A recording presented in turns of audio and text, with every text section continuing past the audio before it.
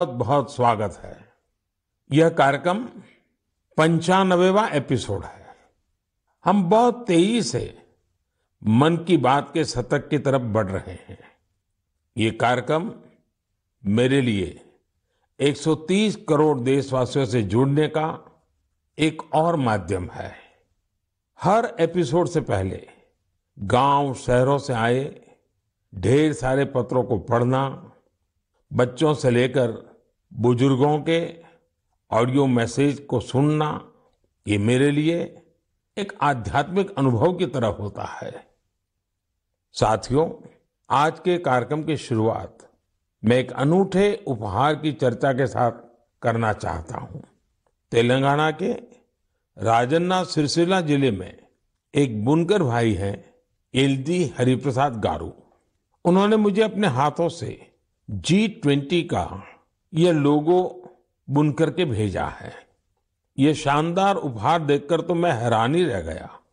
हरिप्रसाद जी को अपनी कला में इतनी महारत हासिल है कि वो सबका ध्यान आकर्षित कर लेते हैं।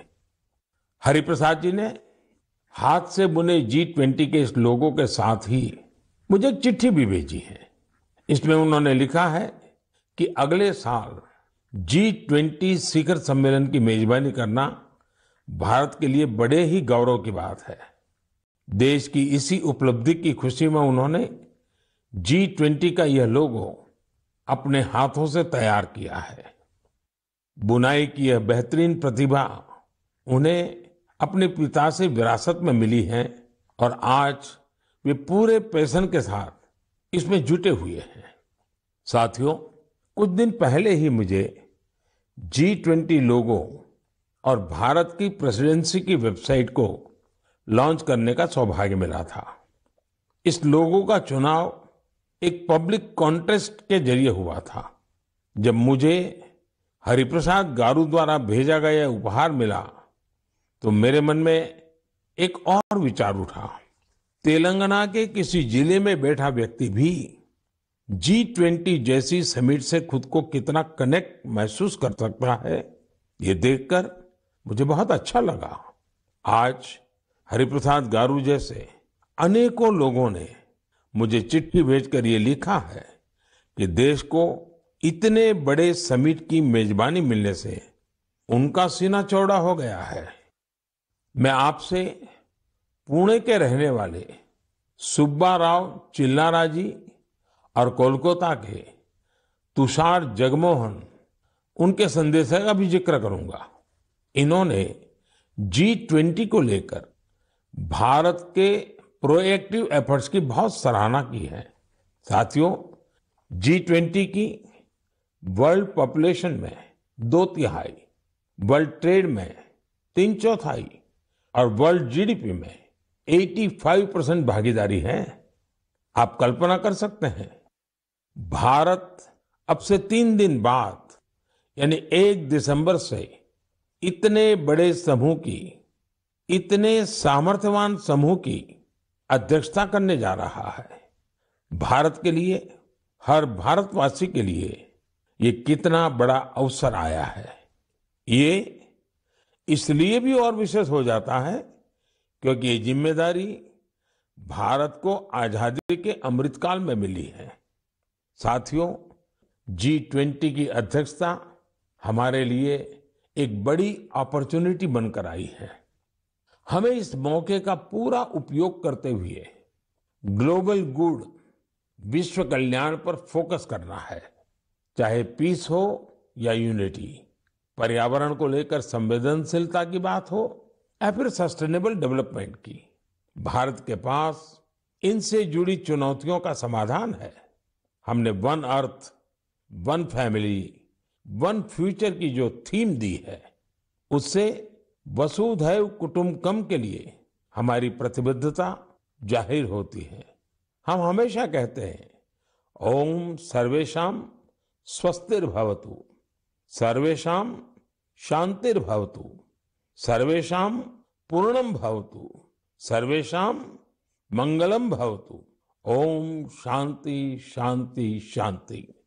अर्थात सबका कल्याण हो, सबको शांति मिले, सबको पूर्णता मिले और सबका मंगल हो।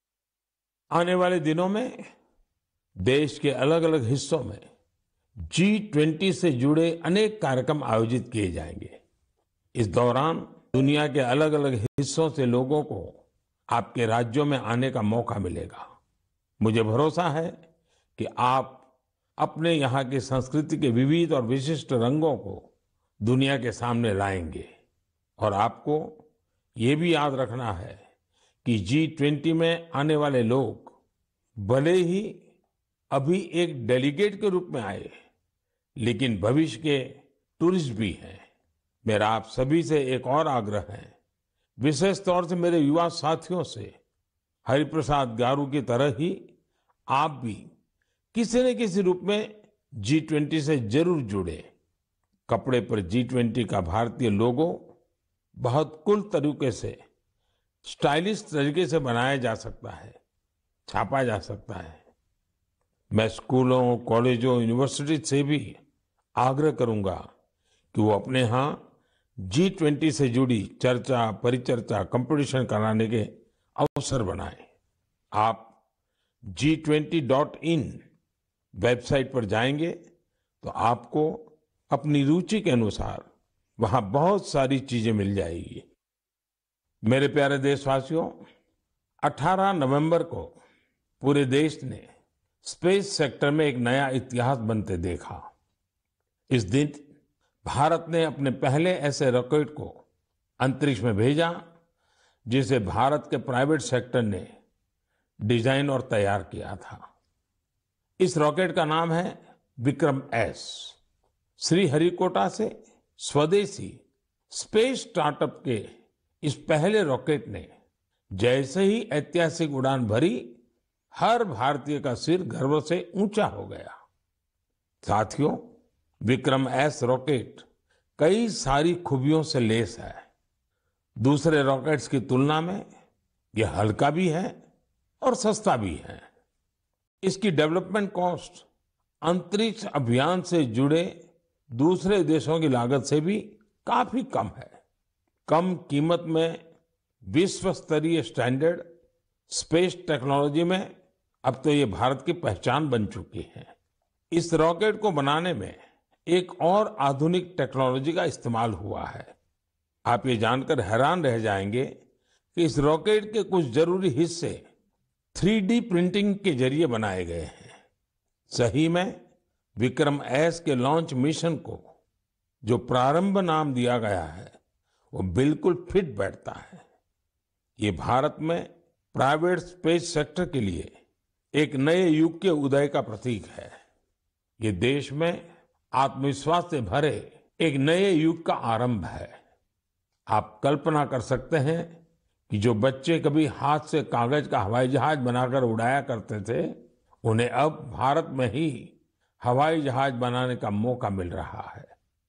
आप कल्पना कर सकते हैं कि जो बच्चे कभी चांद तारों को देखकर आसमान में आकृतियां बनाया करते थे, उन्हें अब भारत में ही रॉकेट बनाने का मौका मिल रहा है। स्पेस को प्राइवेट सेक्टर के लिए खोले जाने के बाद युवाओं के ये सपने भी साकार हो रहे हैं। रॉकेट बना रहे ये युवा मानो कह रहे हैं, sky is not the limit. साथियों, भारत स्पेस के सेक्टर में अपनी सफलता अपने पड़ोसी देशों से भी साझा कर रहा है। कल ही भारत ने एक सैटेलाइट लॉन्च की, जिसे भारत और भूटान ने मिलकर डेवलप किया है। ये सैटेलाइट बहुत ही अच्छे रिजोल्यूशन की तस्वीरें भेजेगी, जिसे भूटान को अपने प्राकृतिक संसाधनों के प्रबंधन में मदद मिलेगी। इस सैटेलाइट की लॉन्चिंग भारत भूटान के मजबूत संबंधों का प्रतिबिंब है। साथियों, आपने गौर किया होगा, पिछले कुछ मन की बात में हमने स्पेस, टेक, इनोवेशन पर खूब बात की है। इसकी दो खास वजह हैं। एक तो यह कि हमारे युवा इस क्षेत्र में बहुत ही शानदार काम कर रहे हैं। They are thinking big and achieving big. अब वे छोटी छोटी उपलब्धियों से संतुष्ट होने वाले नहीं हैं। दूसरी यह कि इनोवेशन और वैल्यू क्रिएशन इस रोमांचक सफर में वे अपने बाकी युवा साथियों और स्टार्टअप्स को भी एनकरेज कर रहे हैं। साथियों, जब हम टेक्नोलॉजी से जुड़े इनोवेशंस की बात कर रहे हैं, तो ड्रोन्स को कैसे भूल सकते हैं। ड्रोन के क्षेत्र में भी भारत तेजी से आगे बढ़ रहा है। कुछ दिनों पहले हमने देखा कि कैसे हिमाचल प्रदेश के किन्नौर में ड्रोन्स के जरिए सेव ट्रांसपोर्ट किए गए। किन्नौर हिमाचल का दूर सुदूर जिला है और वहां इस मौसम में भारी बर्फ रहा करती है। इतनी बर्फबारी में किन्नौर का हफ्तों तक राज्य के बाकी हिस्से से संपर्क बहुत मुश्किल हो जाता है। ऐसे में वहां से सेव का ट्रांसपोर्टेशन भी उतना ही कठिन होता है। अब ड्रोन टेक्नोलॉजी से हिमाचल के स्वादिष्ट किन्नौरी सेव लोगों तक और जल्दी पहुंचने लगेंगे। इससे हमारे किसान भाई बहनों का खर्च कम होगा, सेव